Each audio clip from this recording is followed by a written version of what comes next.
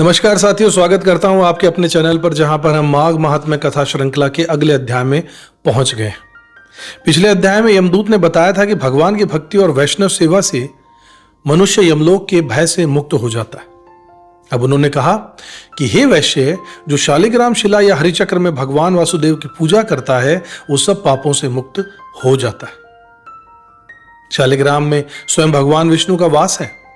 इसका पूजन लाखों शिवलिंग पूजन के समान भी फल देता है। यहां तक कि पापी भी शालिग्राम की भक्ति से वैकुंठ लोक को प्राप्त हो जाते हैं। जो इसके जल से अभिषेक करता है वो मानो सभी तीर्थों में स्नान कर लेता है। जिस घर में शालिग्राम का पूजन होता है वो स्थान स्वयं तीर्थ बन जाता है। और जो शालिग्राम का जल पीता है वो पुनर्जन्म के बंधन से मुक्त होकर मोक्ष को प्राप्त करता है।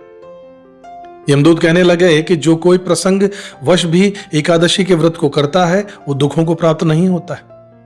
महीने की दोनों एकादशी भगवान पद्मनाभ के दिन है। जब तक मनुष्य इन दिनों में व्रत नहीं करता उसके शरीर में पाप बने रहते हैं। हजारों अश्वमेघ, सैकड़ों वाजपेयी यज्ञ एकादशी व्रत की 16वीं कला के बराबर भी नहीं है। एकादशी के दिन व्रत करने से 11 इंद्रियों से किए सब पाप नष्ट हो जाते हैं। गंगा, गया, काशी, पुष्कर, कुरुक्षेत्र, यमुना, चंद्रभागा कोई भी एकादशी के तुल्य नहीं है। इस दिन व्रत करके मनुष्य अनायास ही वैकुंठ लोक को प्राप्त हो जाता है।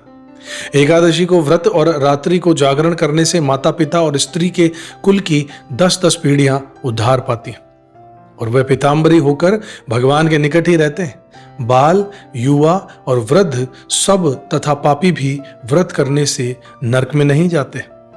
यमदूत कहता है कि हे वैश्य, मैं सूक्ष्म में तुम्हें नरक से बचने का धर्म कहता हूं। मन और वचन से प्राणी मात्र का द्रोह मत करना, इंद्रियों को वश में रखना, दान देना, भगवान की सेवा करना, नियम पूर्वक वर्णाश्रम धर्म का पालन करना, इन कर्मों को करने से मनुष्य नरक से बचा रहता है।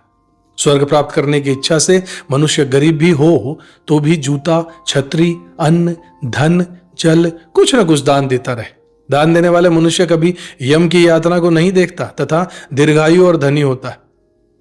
बहुत कहने से ही क्या अधर्म से ही मनुष्य बुरी गति को प्राप्त होता है?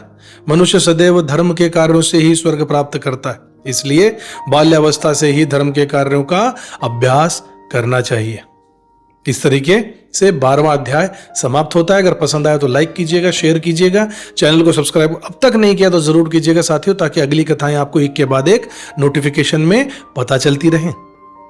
आपका सब्सक्रिप्शन ही हमारी असली ताकत है साथियों। अगली वीडियो में फिर मिलेंगे, तब तक खुश रहिए, धर्म करते रहिए। जय श्री राम।